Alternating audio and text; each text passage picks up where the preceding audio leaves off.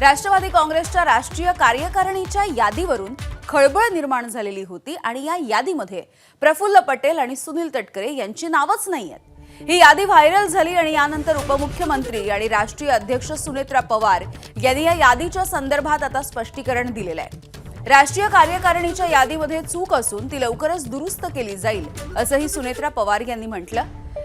यादीमधल्या चुका या तांत्रिक आणि क्लेरिकल आहेत, लवकरच आम्ही त्या सुधारू असंही त्यांनी एक्स पोस्टमध्ये म्हटलेलं आहे। निवडणूक आयोगाला दिलेल्या यादीमध्ये तटकरे आणि पटेल या दोघांची नावच नाहीयेत। पत्रामध्ये जनरल सेक्रेटरी म्हणून पार्थ आणि जय पवार यांच्या नावांचा उल्लेख आहे।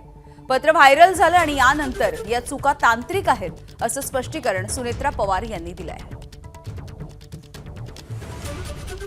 वेदांत नेब आमचे प्रतिनिधी आपल्याला या संदर्भातली अधिकची माहिती देतील।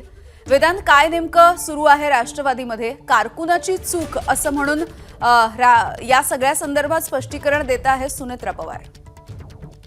यामिनी, हे जर पत्र बघितलं तर 29 एप्रिलचं हे पत्र आहे आणि इलेक्शन कमिशनला हे पत्र पाठवण्यात आलेलं आहे आणि ज्यामध्ये राष्ट्रीय कार्यकारिणीमध्ये नेमकं कोण आहे आणि त्यांचं नेमकं कामाचं स्वरूप काय असणार आहे या सगळ्या संदर्भातली ही 13 जणांची यादी आहे, ज्यामध्ये अर्थातच सुनेत्रा पवार राष्ट्रीय अध्यक्ष म्हणून त्यांचं नाव आहे आणि यामध्ये 2 महत्वाची नावं अर्थातच इथे आपण बघतोय। पार्थ पवार जनरल सेक्रेटरी, त्यासोबतच जय पवार नॅशनल सेक्रेटरी म्हणून त्यांना या यादीमध्ये स्थान देण्यात आलेलं आहे।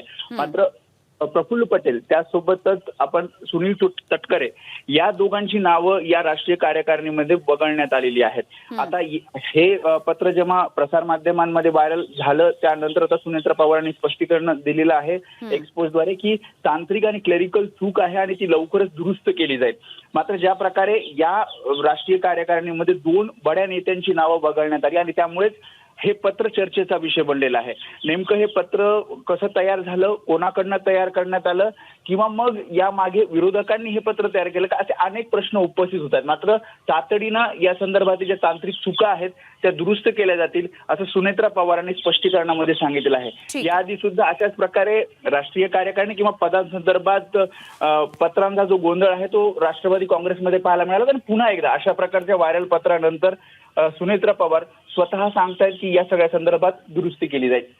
अगदी वेदांत, धन्यवाद सविस्तर माहितीसाठी। एबीपी माझा, उघडा डोळे बघा नीट।